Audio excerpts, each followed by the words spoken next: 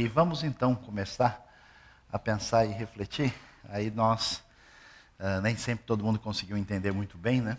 Quando a gente começou a anunciar 5 judeus que mudaram o mundo, e apareceu o nome maior lá de Freud, de Marx, alguém entendeu que isso era prioridade desses indivíduos sobre os outros. A gente disse, não, é que esse é o assunto do dia. E quando nós fizemos essa constatação de 5 pessoas da linhagem de Israel que tiveram impacto na história humana, com certeza, não só o último a ser discutido, apresentado, é a pessoa de Jesus, não só por aquilo que ele representa para nós, na nossa comunidade, mas como de fato é a pessoa de maior impacto na história humana. A gente talvez, eu me lembro de um sujeito que me contou uma história que eu achei um tanto sintomática, que ele queria economizar cartaz. E aí ele usava uma figura de um Jesus assim, um pouquinho, talvez levemente mais abrasileirado, que ele usava a mesma figura para o dia de Tiradentes e para o dia da Paixão de Cristo. Ele falava, o pessoal nem percebe bem a diferença, né? Porque é muito parecido um com o outro. E, de fato, nós temos imagens de Jesus muito europeizadas, muito americanizadas, muito brasileiradas, ocidentalizadas. E, às vezes, a gente pergunta, né, qual era a igreja que Jesus frequentava. Eu me lembro que alguém que chegou em Israel comigo numa viagem perguntou, mas em que igreja que Jesus ia, né? Eu falei, então, Jesus fundou a comunidade, né, daqueles que o seguiram, mas Jesus é judeu. Por isso, o Jesus de Nazaré, cidade da Galileia, era judeu e rabino da Galileia. Tanto é que você lê no Evangelho de João, as pessoas chegam para ele e dizem, Rabi, né? E o chamam num termo que é bastante importante e valioso no judaísmo até hoje, que significa mestre. Inclusive uma terminação, uma utilização bastante comum entre os próprios fariseus e que permanece no judaísmo rabínico até hoje. Então é importante a gente perceber essa realidade, porque a visão nem sempre é adequada e correta. Então, quem é Jesus? E aqui nós vamos começar a pensar nesse pano de fundo que é importante para entender Jesus, independente de qualquer crença que a pessoa tenha. Ele é judeu, nascido em Beit-Lehem, mais conhecida como Belém, cidade que significa casa do pão, na terra de Israel. Seu nome de nascimento é Yeshua ben Yosef, ou seja, Jesus, filho de José. Foi circuncidado ao 8º dia, conforme você pode constatar em Lucas capítulo 2, cresceu e foi educado nos costumes conforme a tradição da lei judaica. Jesus, conhecido como Yeshua, sempre guardou a tradição do seu povo e no contexto judaico era religioso. Isso é interessante a gente observar porque algumas pessoas imaginam o seguinte, Jesus bateu de frente contra o judaísmo e resolveu criar uma nova religião chamada cristianismo. Nunca aconteceu nada disso. Jesus apresenta-se como o Messias de Israel. E os livros sagrados de Israel, que a gente chama de Antigo Testamento, que é a Bíblia hebraica, já dizia que a bênção de Deus àquele povo, revelando o seu amor, a sua graça, o seu perdão, não era exclusiva do povo, que ela era uma bênção que começava através daquele povo para atingir todas as nações da terra. Existe uma linha assim de continuidade, em grande parte, daquilo que a gente chama de Antigo para Novo Testamento. Essas oposições, elas são as artificiais. Jesus, por exemplo, questiona como é que os fariseus guardavam e lidavam com o sábado. Mas você não vê a ideia de Jesus dizendo que o sábado é um absurdo, por exemplo. Você não vê Jesus fazendo qualquer coisa que pudesse confrontar a própria lei. É bem verdade que grande parte da lei, no seu aspecto cerimonial, se cumpre na pessoa de Jesus e os seus discípulos não vão ver a lei da mesma maneira que o judaísmo rabínico. Mas ele ia ao templo, Jesus frequentava, participava das sinagogas. Você lê um trecho tão interessante quando por exemplo, ele vai à casa de Pedro, na verdade, o que ele acabou de fazer? Ele é um pregador itinerante que aparece na Galileia, foi à sinagoga, na hora da leitura da Torá, Jesus vai lá respeitosamente, com muita certeza, coloca o manto de oração chamado talit, abre ali a sinagoga, o rolo da Torá, muito possivelmente o tenha beijado como um sinal de respeito, e começa a ler o texto e faz a explicação do texto bíblico, como acontece em Nazaré, quando ele lê Isaías capítulo 61 e diz que se cumpriu a profecia que eles tinham no livro do grande profeta de Israel. Por isso Jesus sai ali naquele sábado, termina a reunião na sinagoga, e como a casa de Pedro é bem pertinho, o pessoal chegou: Rabino, o senhor tem lugar para almoçar hoje? Quer almoçar lá em casa? E então Jesus, conforme Marcos capítulo 1, versos 21 em diante, especialmente 28 e 29, vai para a casa de Pedro, e aí começa a famosa história que ele cura a sogra de Pedro, mas isso vamos deixar para uma conversa particular entre os homens, depois não vamos entrar no assunto. Ele celebrava as festas bíblicas, vestia-se e alimentava-se como um judeu. E aí, o que a gente vai observar? É costume da tradição judaica o menino que faz 13 anos comparecer diante de um mestre para recitar um trecho da Torá, que esse trecho, inclusive com a devida o entendimento, é chamado de Parashá. A tradição judaica acostumou dividir as semanas do ano com textos bíblicos específicos para leitura e meditação, e então isso é relativo ao dia em que ele nasceu. Dependendo da época da semana, da data, tem um trecho específico, o menino então estuda, decora, ele tem que saber aquele trecho de cor conforme o texto original, e ele vai fazer o que é chamado bar mitzvah. Bar mitzvah significa filho do mandamento, e representa o momento quando o menino judeu adquire a sua maioridade espiritual. É interessante que até o bar mitzvah, o pai responde pelos pecados do filho, mas quando ele completa essa idade, ele se torna agora responsável pelos seus próprios pecados e pode ler a Torá em público. Jesus, já com essa idade, impressionou os grandes sábios do templo com seu conhecimento acerca da lei.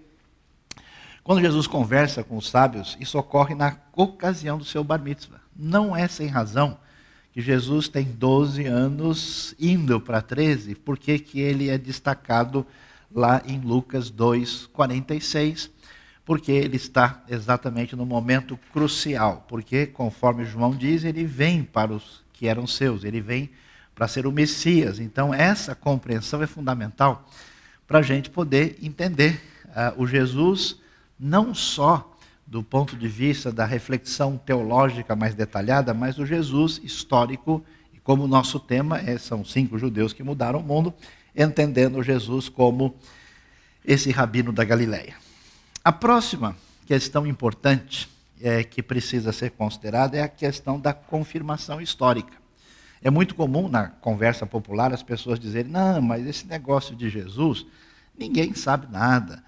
Isso aí é coisa que foi inventada, né? Aquela tradição comum aí que corre entre muitas pessoas. Não, a Igreja Católica mudou a Bíblia e o que a gente tem não merece confiança. Eu ouvi falar que Jesus foi ser monge na Índia, que ele viajou até o Japão, que ele se tornou um grande sábio e aprendeu a fazer mágica no Egito, e assim por diante. Só falta dizer que ele veio assistir a um jogo aqui no Morumbi para ver a final aí de um grande clássico, porque de fato é extremamente fantasioso. Não é possível, por nenhuma razão coerente e lógica, imaginar isso.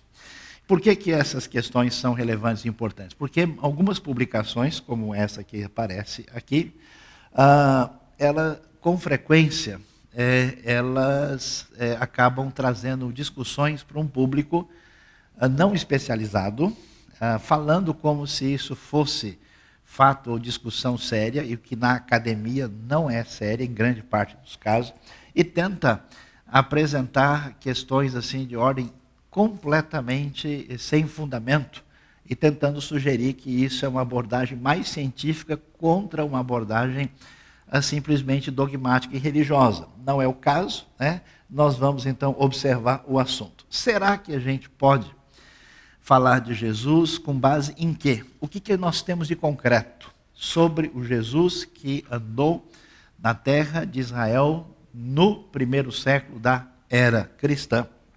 Nós temos algumas coisas. Nós temos o que a gente chama de fontes não cristãs. Ou seja, não se sabe a respeito de Jesus só pelos escritos do Novo Testamento.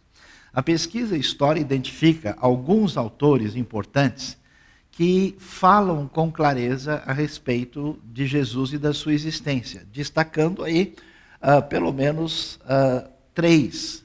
Plínio, que é considerado um autor romano famoso do começo do segundo século. Suetônio. Suetônio menciona, por exemplo, ele é um historiador, escreveu a famosa obra Vida dos 12 Césares. Ele fala a respeito de uma agitação que acontece em Roma por causa de um tal de Crestos. E por causa disso houve tal agitação que César resolve expulsar os judeus de Roma. E essa é a razão, por exemplo, que em Atos você vai encontrar ali Priscila e Áquila, né? Encontrando com o apóstolo Paulo, porque os judeus sendo expulsos de Roma, eles vão parar lá em Corinto e conversar com Paulo e ser instruídos a respeito do caminho do evangelho. E Luciano, que era um autor anticristão que menciona a realidade sobre Cristo. Fontes judaicas importantes. Primeiro, o famoso historiador Flávio Josefo. Flávio Josefo é o grande historiador. Alguns podem fazer alguns questionamentos, e esses questionamentos em alguns casos são válidos, do que ele escreve, pode ter tido alguma adição posterior em alguns dos seus escritos, mas Flávio Josefo é um autor que cada vez mais tem tido credibilidade. Recentemente, um dos aspectos interessantes, ele falava que Herodes tinha sido sepultado num lugar ali próximo a Jerusalém, conhecido como Herodion. As indicações, e ninguém levava muito a sério, até que um arqueólogo famoso foi e realmente encontrou o que é a tumba de Herodes o Grande. E na Mishnah faz parte da coletânea sagrada dos escritos rabínicos, que é chamada de Talmud. A Mishnah menciona a realidade de Jesus. Se o judaísmo rabínico teve tanta dificuldade com Jesus, o fato deles mencionarem, fazerem referência, só pode sugerir que é impossível que não tenha havido um Jesus como nós vamos encontrar lá. E as fontes cristãs, onde nós temos os livros do Novo Testamento, que são 27, é interessante que o texto de João 21, 25 vai dizer que Jesus fez muitas outras coisas que não estão escritas nem em João e nem nos evangelhos, né? Porque ele disse que cada uma delas fosse escrita, não caberia nos livros do mundo todo. Ou seja, a intensa atividade de Jesus certamente vai mostrar que muita coisa fazia parte da sua história. Posteriormente, alguns autores merecem destaque. Na época do apóstolo João, um autor que menciona Jesus, aí antes, vamos dizer, dos chamados propriamente pais da igreja, vai ser Papias e algumas outras tradições que não são consideradas material inspirado, não fazem parte da tradição da igreja enquanto escritura, mas são importantes do ponto de vista da pesquisa. Os chamados evangelhos apócrifos, muitos escritos, que apesar de serem posteriores e serem lendários, eles mencionam, ou seja, apontam mais uma vez para uma existência real de um Jesus. Um documento que a tradição erudita resolveu chamar de documento quê? Que ao pesquisar os evangelhos de Mateus, Marcos e Lucas, eles percebem que há uma quantidade de material comum entre eles, mas existe alguma outra fonte que parece ser base da formação desse material, que é chamado de quê? Por causa da palavra Quelle, que é fonte em alemão. As citações dos pais da igreja, que continuam, porque era de se esperar, se caso a coisa fosse realmente questionável, que eles dissessem, a gente não sabe direito, parece que é assim, mas eles afirmam, e as próprias variações nos textos dos evangelhos, ou seja, pequenos manuscritos com variações, manuscritos paralelos, nem todos eles batendo com os manuscritos principais, mencionam Jesus também. Então nós temos muita informação. E para a gente ser bem objetivo, vamos ver o que nós temos. Joséfo, por exemplo, relata nos seus escritos a crucificação e a crença que havia na ressurreição, claro, crença dos cristãos. Olhando isso como pontuação de elemento histórico. Porque qual é a ideia que surgiu pela crítica posterior? Que se Jesus existiu ou não, ele se tornou uma figura lendária do passado. E que mais tarde, lá pelo ano 300 e tanto, 400, é que o pessoal resolveu criar o mito Jesus, baseado numa pretensa história que nunca aconteceu. E a ideia que a gente observa aqui, para ninguém imaginar que isso pode ter sido uma criação tardia, já que Joséfo é bastante recente, ele nasce no ano 37, né? Joséfo vai ser importante ao descrever, por exemplo, o cerco romano de Massada. Ele vai falar sobre crucificação e ressurreição. O historiador Plínio relata a crença cristã na divindade de Jesus. E Plínio é relativamente recente, como a gente vai ver. E o famoso opositor da fé cristã, Luciano de Samota, afirma a realidade da crucificação de Jesus. Então vamos ver objetivamente quais elementos nós temos aqui. Lá Joséfo vai viver de 37 a 97 depois de Cristo. Ele diz: havia um sábio chamado Jesus. Seu comportamento era bom. E sabe-se que era uma pessoa de virtudes. Muitos dentre os judeus de outras nações tornaram-se seus discípulos. Pilatos o condenou à crucificação e à morte. E aqueles que haviam sido seus discípulos não deixaram de segui-lo. Eles relataram que ele lhes havia aparecido 3 dias depois da crucificação, que estava vivo. Talvez ele fosse o Messias sobre o qual os profetas relatavam maravilhas.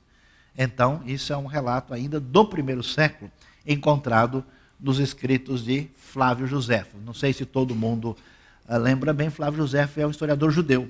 E como ele não é convertido ao cristianismo, é surpreendente que ele vá apresentar esse relato. E ele, percebendo que o mundo da época tinha que ser romano, em função da necessidade da sua sobrevivência, ele se torna um historiador a favor de Roma, do lado de Roma. Senão ele seria um historiador perpetuamente esquecido.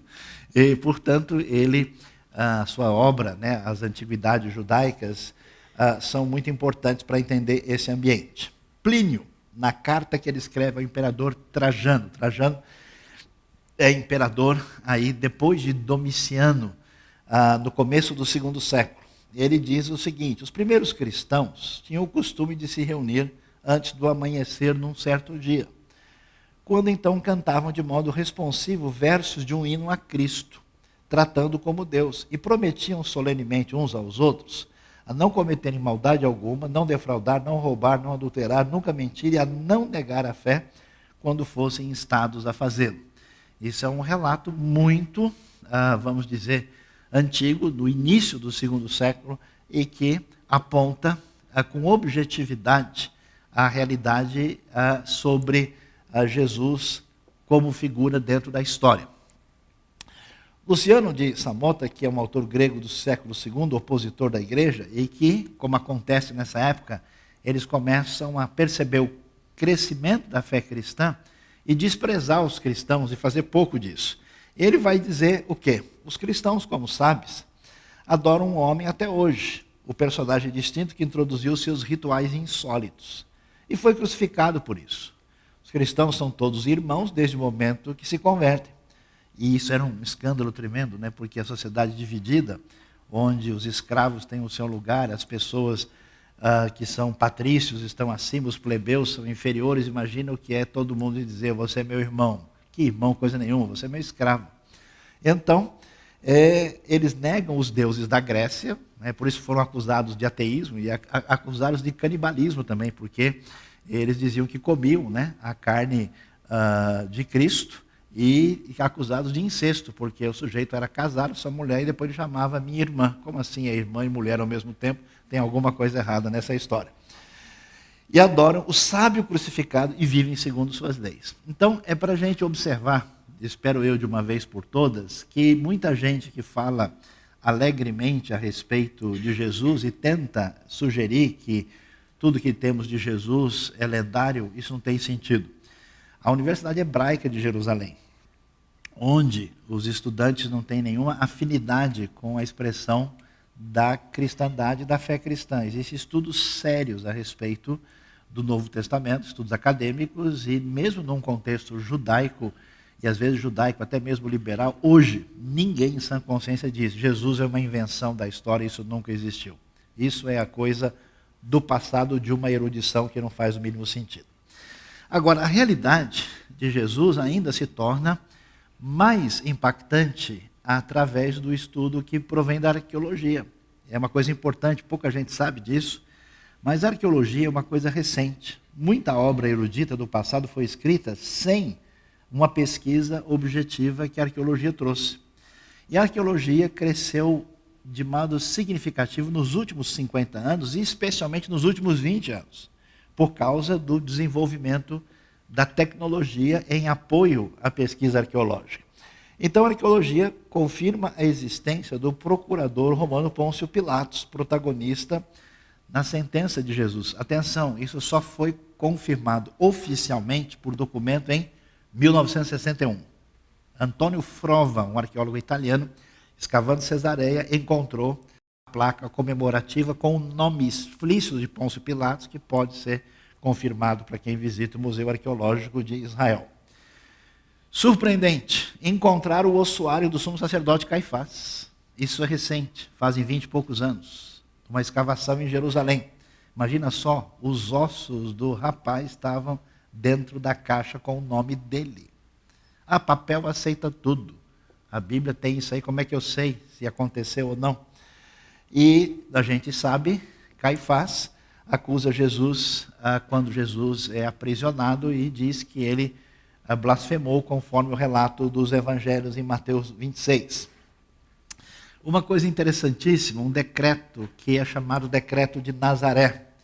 O imperador Cláudio, que é imperador na época do início das viagens de Paulo, a maior parte do período, e ele que expulsa os judeus de Roma no ano 49, conforme o relato de Suetônio. Cláudio antecede a Nero, ele é o imperador de 41 a 54, a gente tem Tibério, Cláudio, Nero, e aí, o que acontece? Ele condenava à morte aqueles que violassem sepulturas. E os estudiosos afirmam que é provável que o decreto visasse combater a doutrina cristã da ressurreição. A crença na ressurreição já era uma realidade. Por isso havia essa questão, e se entende que o Império Romano começa a se preocupar com a Jesus e os discípulos de Jesus, porque se torna um movimento que Roma tinha o mundo sob o seu domínio, o seu controle, e qualquer agitação social era entendida como um possível foco de revolta. Então eles tinham que ter todo tipo de atenção para impedir que isso acontecesse. Então Roma era absolutamente capacitada do ponto de vista administrativo e militar para saber lidar com qualquer tipo de agitação, e o fazia muito bem. E a pesquisa arqueológica, em 1968, em Givat HaMivtar, encontrou os ossos de um condenado romano que foi condenado à crucificação. Crucificação era uma coisa comum contra aqueles que se rebelavam contra o Império Romano. E é interessante que os ossos deles estão hoje expostos no Museu Arqueológico de Israel, e a gente vê como isso bate com as declarações do Novo Testamento, da maneira como se perfuram os pés e as mãos de uma maneira bastante definida. Ou seja, a arqueologia, hoje o próprio Museu de Israel tem uma parte que é voltado para a época de Jesus de Nazaré, em função dos elementos objetivos encontrados aí. E nós temos não só evidências daquilo que envolve a pessoa de Jesus diretamente. Alguém pergunta, por que a gente não tem mais coisas sobre Jesus? A razão é muito simples. Jesus não tinha muitas coisas para deixar. Ele não foi nenhum rei, ele não construiu coisa alguma, ele não teve nenhum, ele foi um homem comum que passou aos 3 anos do seu ministério abençoando e ajudando as pessoas, e não pôde deixar construções ou elementos concretos. Mas o que nós temos para uma pessoa, digamos assim, simples e comum como ele, é suficiente, é bastante. E os relatos do Novo Testamento nos falam do templo. Infelizmente a Unesco não está sabendo ainda. Aqui nós temos a parede ocidental que ficava em torno do templo destruído pelos romanos na conquista de Jerusalém no ano 70. Vocês podem observar, por exemplo, que as pedras de cima são diferentes das pedras de baixo. E a razão porque as pedras de baixo são maiores é que elas são as pedras originais. Em cima, aquilo foi fechado pelos turcos otomanos depois do século XVI. As pedras originais de baixo são pedras com a arquitetura e o modelo herodiano confirmado do primeiro século. A coisa é tão impressionante nessa muralha do templo, esse templo permanece, desce mais uns 5, 6 metros para baixo. E lá embaixo você tem uma pedra fundamental que pesa quase 700 toneladas. É uma loucura, é um lego gigante. É um negócio monstruoso. E é descrito, lembra que Jesus chega e conversa com os religiosos, eles dizem, mas esse templo demorou 46 anos para ser construído. Hoje nós podemos chegar e saber, ó, aqui era a escadaria de entrada, Jesus passou por aqui, os detalhes são muito objetivos. 2005, eu conversei pessoalmente com o arqueólogo que encontrou o tanque de Siloé, a piscina original onde o cego lavou os seus olhos e voltou a ver. Eles encontraram não só as pedras romanas da época herodianas, não só encontraram elementos suficientes, mas descobriram a coisa mais interessante, que o pessoal vinha, se lavava aqui e tinha um caminho direto pelo chamado Vale do Tiropeon, que saía dali e ia direto para a entrada popular do templo, onde a pessoa, depois de purificada, podia participar do culto, oferecer o sacrifício e participar da visita anual ao templo. Então, assim, eu tenho visto pessoas até que quando visitam esses lugares, chegam e falam, nossa, mas tem tudo isso? Eu pensei que era mais parábola, assim, metáfora, coisas assim, inspirativas, mas é tudo assim, mesmo desse jeito, é tudo mesmo desse jeito. E aí a gente pode ver uma reconstrução muito bem feita, muito bem pesquisada, muito fundamentada do que teria sido o templo, não de Salomão, porque ninguém tem ideia de como era esse templo, mas o templo construído por Herodes na esplanada do templo. Ele fez um trabalho monstruoso de deixar toda a área com uma terraplanagem perfeita em cima da rocha fundamental e construiu aquilo que é uma das maiores construções relativas ao sagrado do mundo antigo, dentre das 11 construções gigantes que ele fez na terra de Israel na sua época, o Herodes o Grande, mencionado no começo do livro de Mateus. E aí, o que a gente vê? Nessa compreensão da história, do Jesus que pode ser entendido a partir das citações antigas, do Jesus que a gente de fato percebe que a arqueologia e a descrição daquilo que o Novo Testamento apresenta tem realidade concreta, muito nítida, a importância da descrição geográfica também é fundamental. E por quê? Porque hoje a gente sabe, quando examina documentos, se o negócio é fraudado ou não. Porque qualquer lugar que a gente visite tem detalhes. Tem o riozinho tal, tem a época assim, tem isso, tem aquilo. E quando você lê os evangelhos, o detalhamento perfeito da geografia vai mostrar para a gente o quê? Quem escreveu isso morava aqui. Sabia que era desse jeito, conhecia os detalhes. Imagina você ler texto que fala de torrente no deserto. Lógico que não existe torrente no deserto. É um fenômeno muito peculiar da região desértica de Israel que só existe daquele jeito praticamente só lá. Marcos escreve um negócio que quem lia falava, imagina, e Jesus os fez sentar na grama verde. Grama o quê? Azul? Lilás? Como assim grama verde? Claro, quem conhece a terra sabe que na época da chuva, na época do chamado inverno, a grama está verde. Quando o verão chega e são 5, 6 meses de estiagem, a grama fica amarela, marrom. Então o detalhe é interessante. Então, Jesus faz o seu ministério na Galileia, na região norte de Israel. E todos os detalhamentos estabelecidos, você pode ver aqui o Mar da Galileia, que é chamado em hebraico de arpa, né, pela sua forma tão bonita. A palavra hebraica é quinor, quem faz comida nunca vai esquecer. E a gente vê esse lago bonito aí de 12 por 20 quilômetros.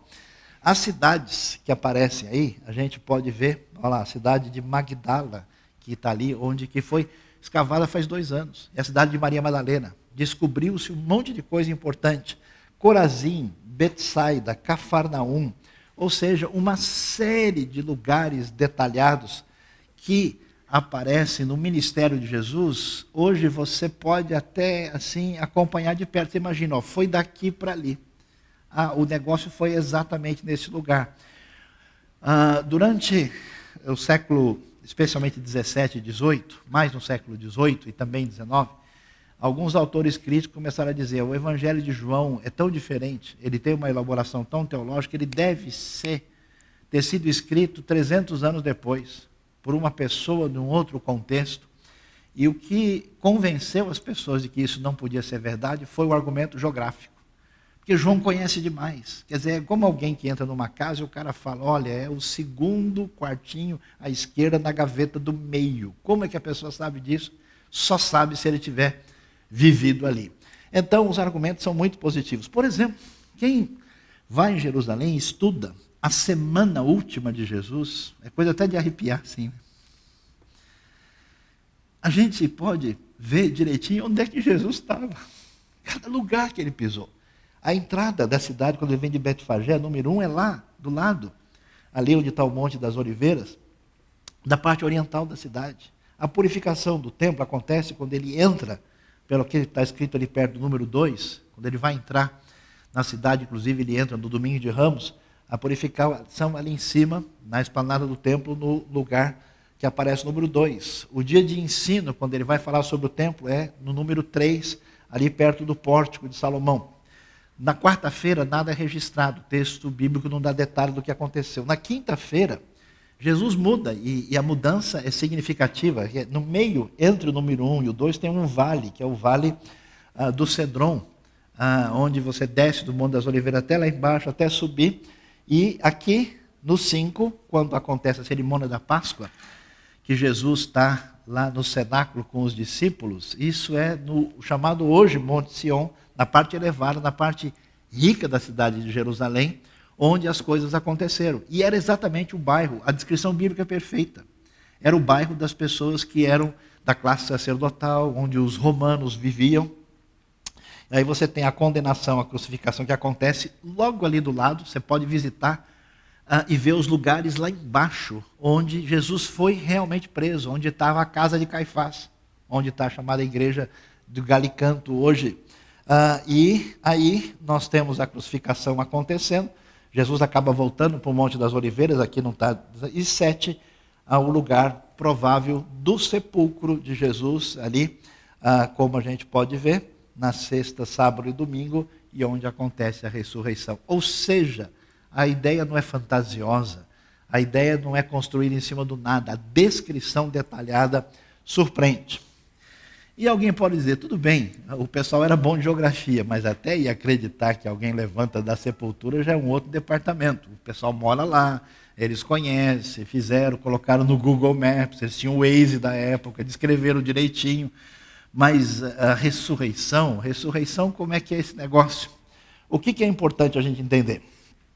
Quando se pensa na ressurreição de Jesus, que é tão importante para Jesus e os ensinos do Novo Testamento, a gente precisa descobrir o seguinte: o Império Romano domina tudo e o seu objetivo é bater de frente contra todo tipo de hostilidade contra o Império. A ideia de crucificação, por exemplo, é fazer aquilo num lugar, no meio da rua, na frente de todo mundo, e realmente estrangular a pessoa em público, para que ninguém mais tenha coragem de levantar a cabeça contra Roma.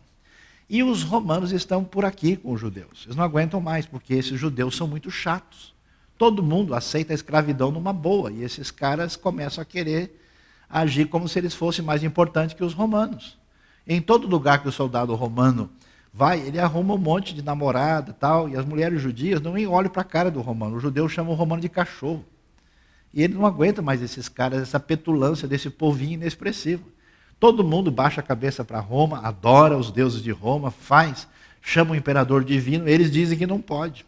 Criaram uma confusão, não deixa colocar a estátua de Zeus, de Júpiter, dentro do templo deles. Eles são malucos, todo mundo tem um templo cheio de estátua, o templo deles é vazio. Que povo doido que diz que tem um Deus que eles não podem representar. Esses caras são malucos, comem diferente, não querem trabalhar no sábado, porque eles dizem que é errado, e a gente tem os nossos escravos servindo a gente à vontade. O que esses caras inventaram? eles não aguentam mais. Imagina o nível de vigilância de Roma para evitar qualquer coisa. Se surge qualquer agitação que coloque, lembra até do que o Novo Testamento fala, dos religiosos dizendo, olha, nós temos que tomar cuidado aqui, senão vem os romanos e a gente perde o nosso lugar. Que eles tinham feito um conchavo com Roma para atender às expectativas romanas, e os romanos mantinham a liderança dos religiosos, especialmente dos saduceus, mas também alguns dos fariseus nesse processo. Então, o que a gente pensa sobre a ressurreição? Historicamente, algumas pessoas vieram falar, não, esse negócio aí, é lógico que não é verdade, porque aquilo aconteceu por volta do ano 30, esse negócio da ressurreição foi inventado 300, 400 anos depois, porque demorou demais para o Novo Testamento ser escrito. Então, isso era interessante dizer há 200 anos atrás, hoje não faz sentido. Por quê? Porque a ideia de que os documentos surgem muito mais tarde não tem mais fundamento.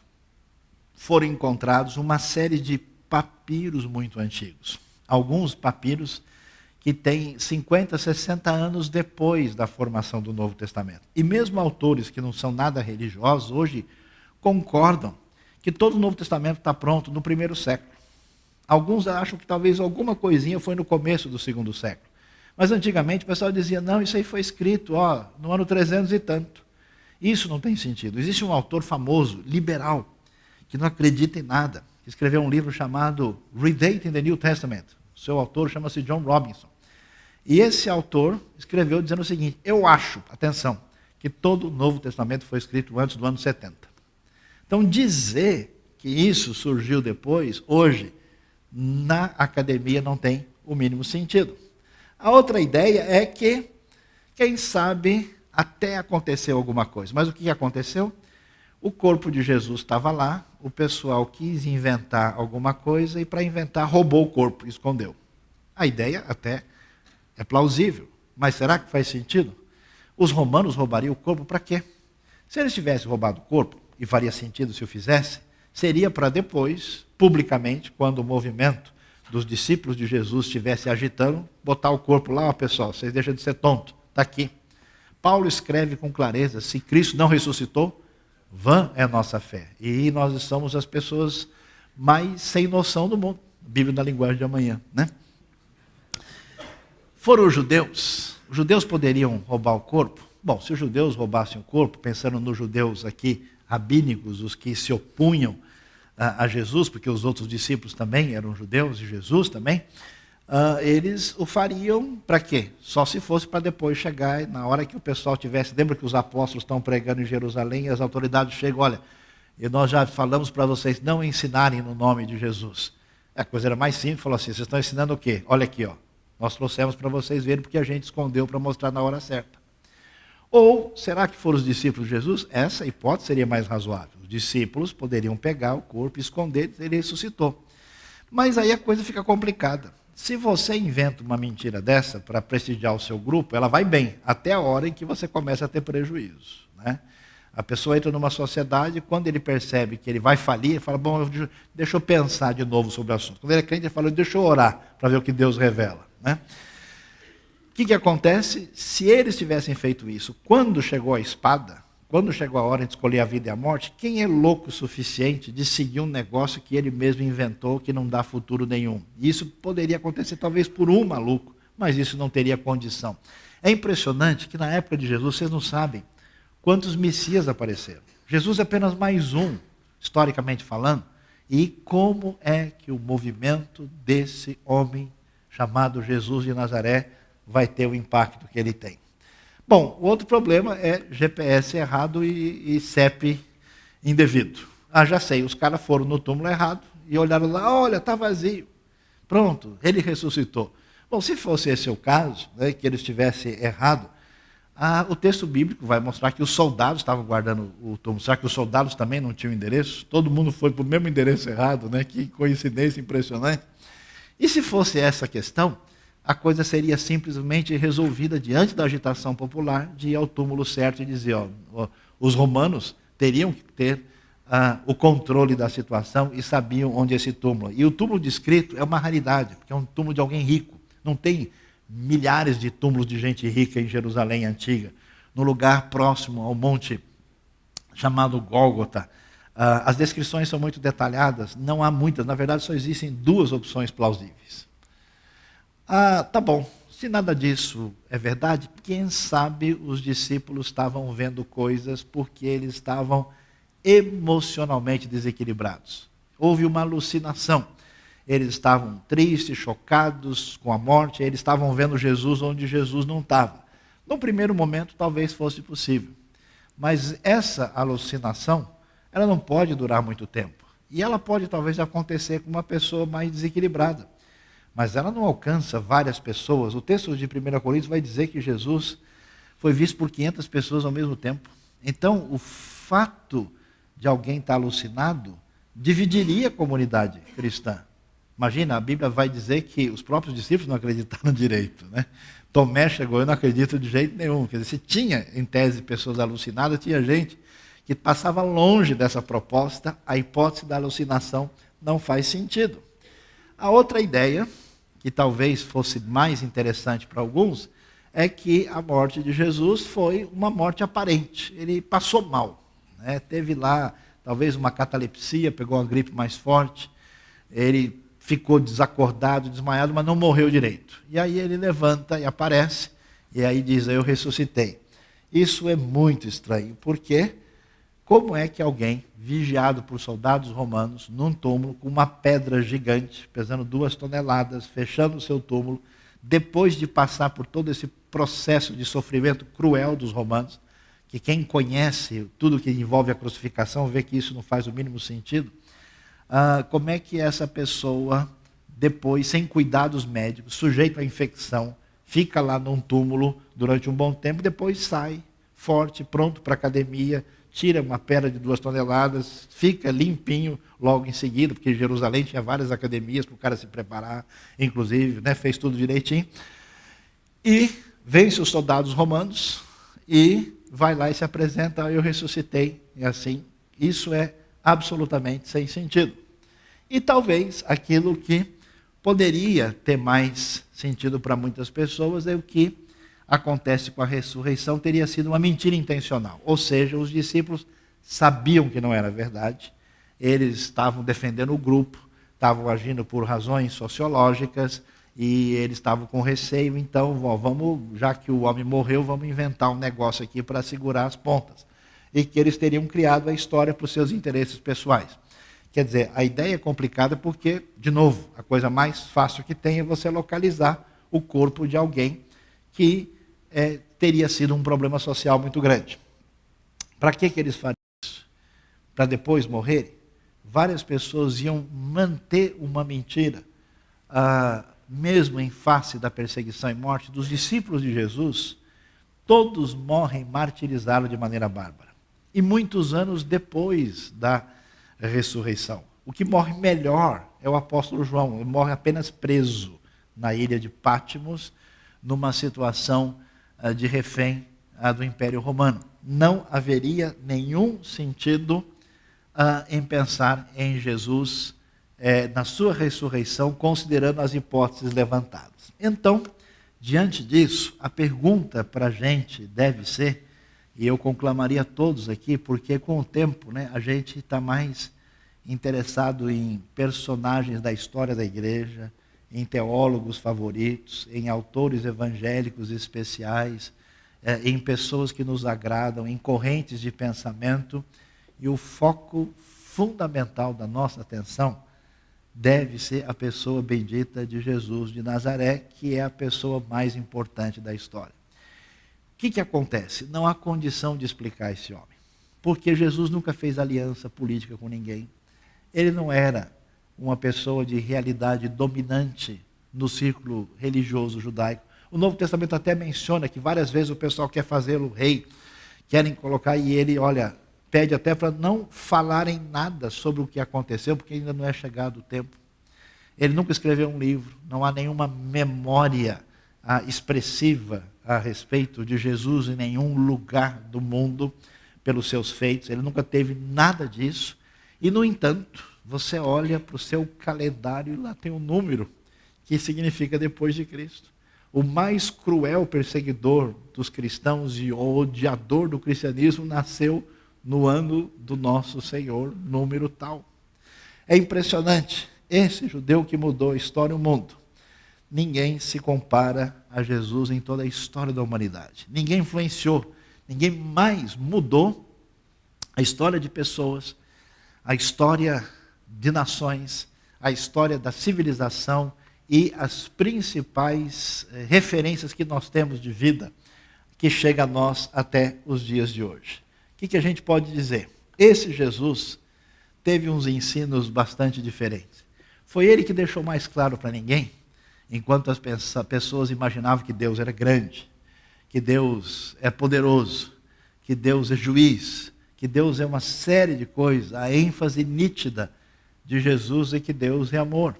Essa ideia desse amor incondicional. E estranhamente, no mundo de disputa de poder, esse amor de Deus está relacionado com o seu reino. Ele vem como um rei, mas um rei absolutamente inesperado.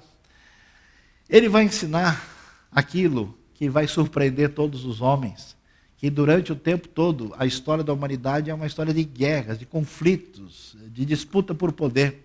Jesus ensina a amar o inimigo. Jesus ensina perdão incondicional. Jesus ensina não resistência. Suas frases ofendem os cristãos até hoje. Alguém me disse, mas como é que pode, professor Sayão, os judeus não aceitarem a Jesus? Será que isso um dia vai acontecer? Eu falei, eu tenho esperança que até os cristãos aceitem a Jesus um dia. Porque o que eles pensam, o que eles praticam, o que eles vivem é muito diferente dos ensinos dele. Eu tenho visto gente dizer, olha, eu sou crente, mas não sou bobo não. Para a maior parte dos cristãos de hoje, Jesus seria bobo pelo seu jeito de agir. Se alguém bate no seu rosto, vire o lado direito. Ame o seu próximo, fale bem de quem maldiz você. As suas ideias são muito estranhas, inclusive para nós. Graça do Deus Pai. Deus é Deus, mas é diferente quando Ele é o Pai nosso. Quando Deus nos aceita como filhos. Quando a sua maneira de agir com a gente é de graça, que significa amor irrestrito e incondicional. Isso é algo fundamental em Jesus e nos seus discípulos. Jesus nos ensinou a aprender que as pessoas têm valor e não as coisas. A luta pelo domínio das coisas em função de uma preponderância pessoal, ela sai de cena. Jesus mostra o valor que os indivíduos têm na sua prática, no seu jeito de viver e ensinar. Jesus ensina atenção ao desfavorecido, às pessoas mais perdidas, estraçalhadas, destruídas pela vida e pelos seus próprios erros e pecados, são alcançados por ele de uma maneira especialmente que ele confunde a todo mundo. Ninguém mais valorizou a mulher e até a criança, como o próprio Jesus, como a gente vê, por exemplo, nos escritos de Lucas. Jesus ensina a sofrer por amor e vai ensinar um negócio tão estranho para a nossa sociedade, para o nosso mundo de vitoriosos, que vencer significa perder, que vencer significa não se vingar, e que para poder ter vida é preciso morrer. Aquele que acha a sua vida a perderá, aquele que perder a sua vida por amor de mim vai achá-la novamente. Como explicar o sucesso de um discurso tão sem sentido como esse para os valores humanos? Cada vez eu leio a Bíblia com atenção há mais de 40 anos. Até hoje não me acostumei. É impressionante os discursos, a maneira como Jesus fala, especialmente no Sermão do Monte, no Evangelho de João, é além do que a gente poderia imaginar. Esse Jesus, com tudo isso, com a sua atitude e o seu ser tão irrelevante, inexpressivo, num canto obscuro do mundo, no canto obscuro do canto obscuro, sem nenhuma força política, sendo ele talvez mais perseguido pelos seus próprios seguidores históricos, em relação às suas ideias, esse Jesus vai mudar o calendário para sempre. Num mundo cheio de tribos pagãs, cruéis e perversas, como era o mundo romano e o mundo europeu, o mundo germânico, o mundo eslavo e o mundo das tribos semitas, por causa de Jesus, a fé monoteísta. O Concílio dos Rabinos Ortodoxos, reunidos há 2 anos atrás, escreveu que nós não podemos confundir os erros da cristandade com o nosso irmão Yeshua, porque ninguém mais do que ele tirou os pagãos da loucura da idolatria e os conduziu à fé num Deus único. Esse Jesus foi que possibilitou a gente ter uma civilização ocidental, trazendo ideias que havia no ambiente bíblico para a nossa realidade, nos dando conceitos diferentes que nos dão ideia, como o Evandro mencionou, de direitos humanos, de valores, de respeito à pessoa e de certos elementos que permitiram a civilização se tornar o que ela se tornou. Foi por causa de Jesus que a maioria das pessoas no mundo passou a ler. Por quê? Imagina os povos eslavos, Demétrio e Cirilo, 2 monges gregos, viajam para lá e querem ensinar o evangelho. Esse pessoal não tem letra, não tem nada, eles inventam um alfabeto. E aquilo que era comum no ambiente judaico de ter, de ler, e que era prioridade apenas de classe alta no mundo greco-romano, agora se torna uma coisa que tem a ver com toda a tradição da educação. A gente vê as pessoas que fizeram diferença nesse mundo, desde os tempos antigos, que se dedicaram aos outros, que resolveram investir na ciência, na educação. Em grande parte, essas pessoas foram impactadas pelo homem de Nazaré. A relação fraternal, a relação entre as pessoas, a maneira de ser, a questão da igualdade entre as pessoas, a raiz de todos os verdadeiros movimentos sociais, a redução de hostilidades. Ainda que as comunidades ditas da cristandade tenham feito barbaridades, o fizeram não por causa de Jesus, mas contra Jesus. Mas no mundo de hostilidade, Jesus surge no meio e diz: bem-aventurados os pacificadores, porque eles serão chamados filhos de Deus. Jesus entra no meio e diz: ame o seu inimigo. É impressionante a misericórdia, o tratamento das pessoas. Por que tem hospital? Por que tem cuidado de saúde? Porque no ambiente medieval não só surge a preocupação com a educação, onde surgem as universidades, não é na Idade Moderna, é antiga.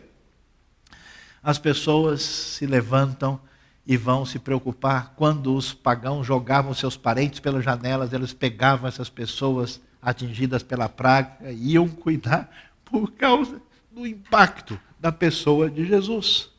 E é interessante, o mundo seja o que for. Eu achei interessante a história da cidade de São Petersburgo, em homenagem a um pescador da Galileia chamado Pedro. Durante um tempo ela mudou o nome, chamada Leningrado. Mas quem é Lenin? Ele não tem como subsistir. Hoje a cidade volta a ser São Petersburgo. São José, São Paulo, Santa Maria, grande parte das instituições que fazem o bem nesse mundo, o nome de cidades e lugares, são nome de pessoas que um dia na sua vida foram atingidas completamente por esse Jesus de Nazaré. Ninguém jamais foi tão atingido. Não existe ninguém na história humana, a pessoa mais celebrada da história. Para mim, o que ficou marcado ao ver gente, irmãos meus na fé no interior da África, na Ásia, em continentes, gente de cultura completamente diferente, pulando, dançando e comemorando e fazendo festa a esse rabino diferente que viveu ensinando o amor de Deus à margem, à beira do mar da Galileia.